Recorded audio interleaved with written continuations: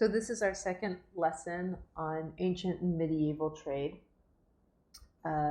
research. So we're going to talk today. Well, first, before we do this, just could you go into Schoology, into the library lessons for medieval and early modern trade folder, and you'll see review from last class. So go ahead and do the do now. That's not the right date, by the way. Yours will be the correct date. So there are 5 questions in there. Please answer them just quickly so we can move on with our lesson, but we wanted to make sure that you had an opportunity to think about what we did the last time we met. What we're going to learn today is really how does moving from wonder to investigate change, A, the tasks we perform, and 2, the sources we use. So we're going to shift from the top of the research model, wonder, we're moving into investigate today, and that means you're going to have to change a few things about how you perform your research. So here we are in investigate. That's really our goal today.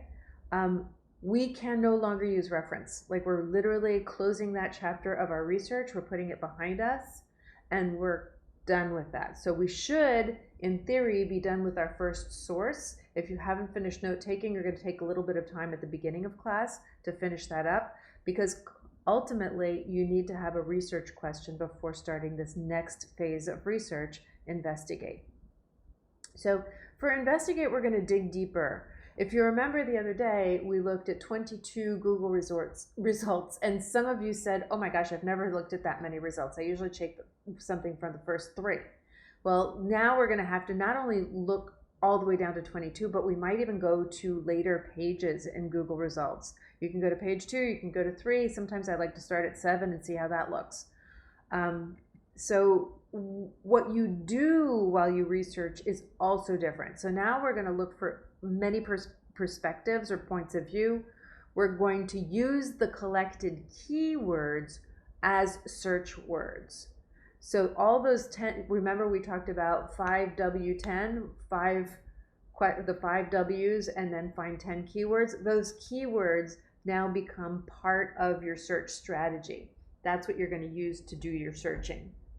If you combine one of those keywords with the name of your civilization, you're going to get it more interesting and more in-depth stuff.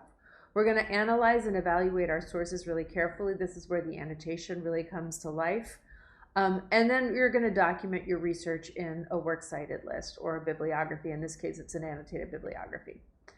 So what we are looking for is also very, very different. Before we were looking at, the 5 W's and the 10 keywords. Now we're looking for very unique facts, anecdotes, opinions, original ideas, perspectives, new angles. So we do not want information we're going to find in multiple sources, right? That's the opposite of what we're looking for now. We're looking for really unique ideas about the kind of research we're doing.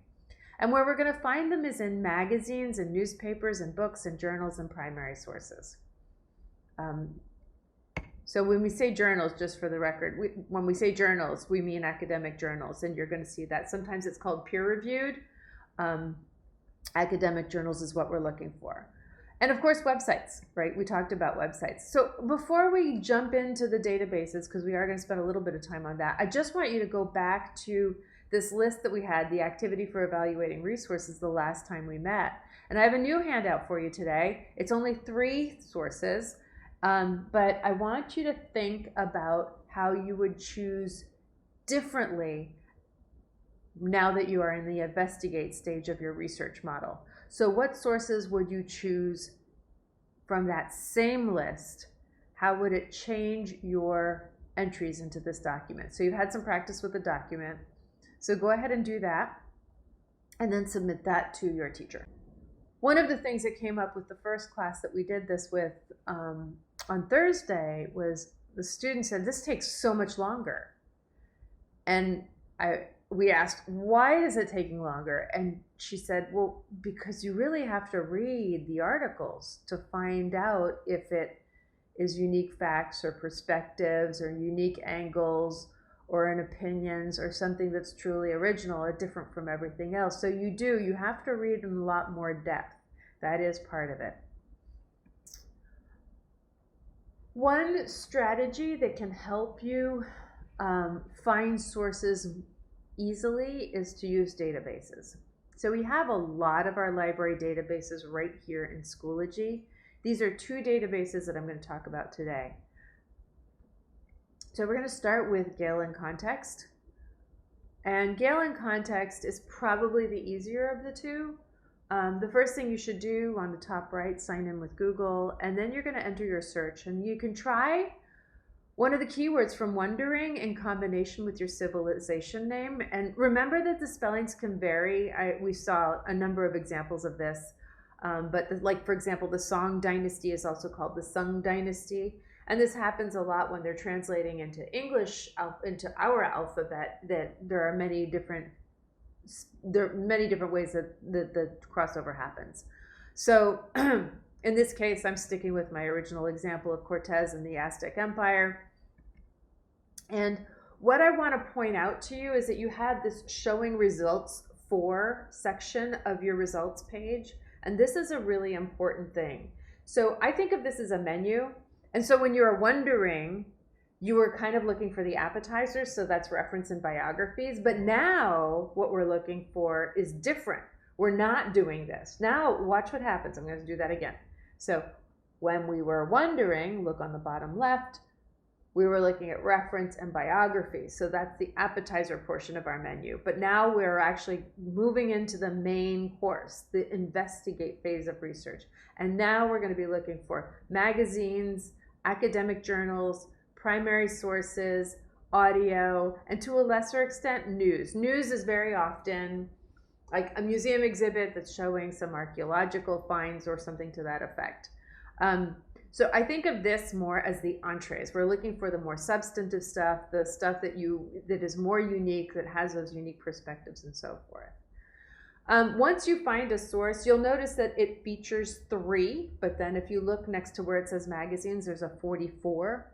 So there are far more than you'll see on the page. So you can go ahead and click on an article. You have some tools at the top of the page. Translate if that's something you benefit from.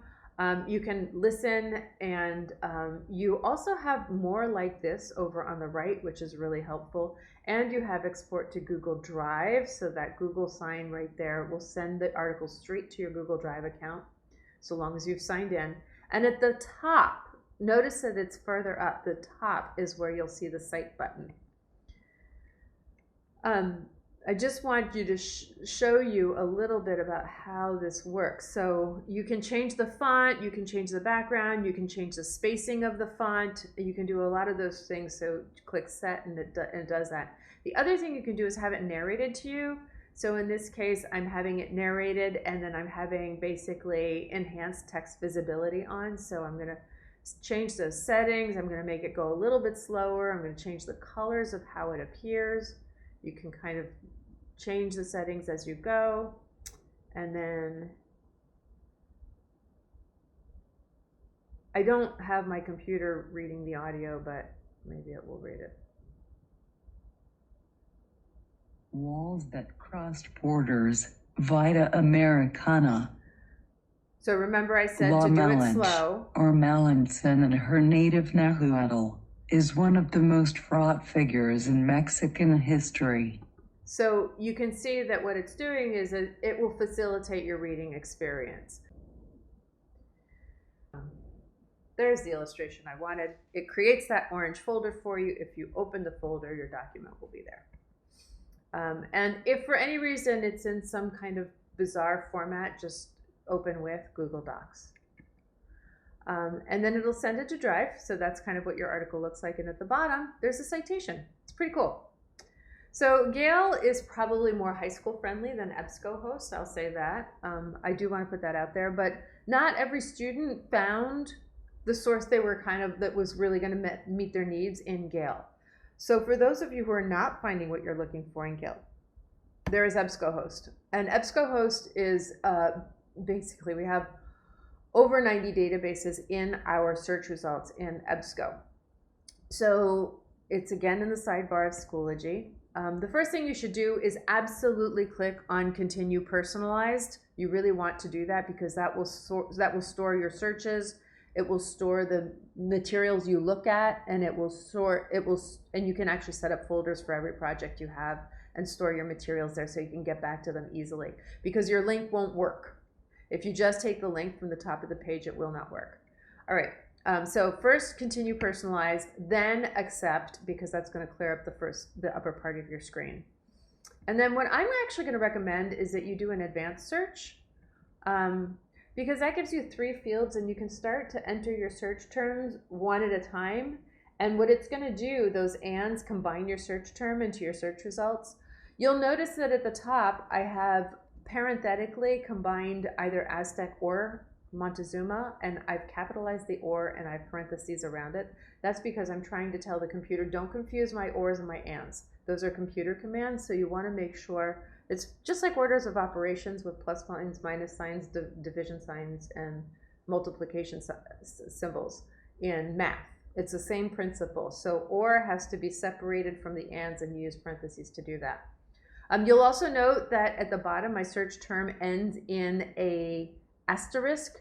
That is a very helpful tool that will search for not only this word, but that word plus any letters that follow it, in case it was Tlaxacan with an N, or Ista, or whatever letters might follow that. So it's a time saver to be able to use the asterisk. It's Shift 8.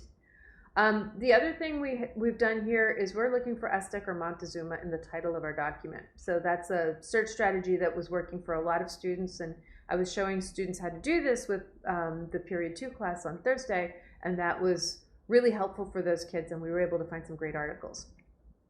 So if the keyword you choose doesn't work, then just change the keyword.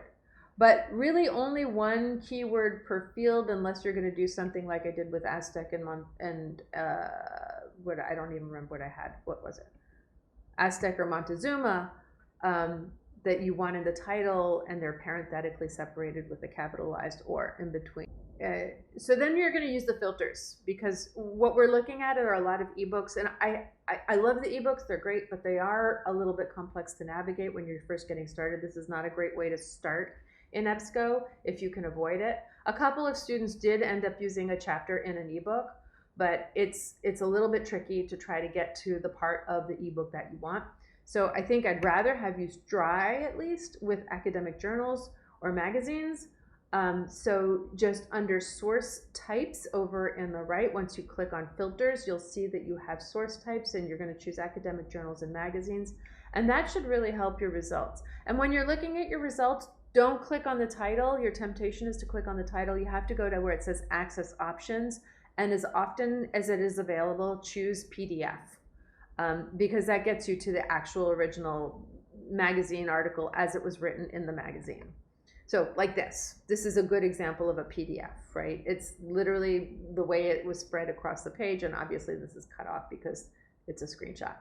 On the top right, you will see the quotation marks. That's your symbol that you will use to get your citation. So that's going to simplify your life. You have to kind of scroll through all the styles to get to the MLA 9. It's pretty far down the list. And then, of course, you have the copy to clipboard option on the lower left.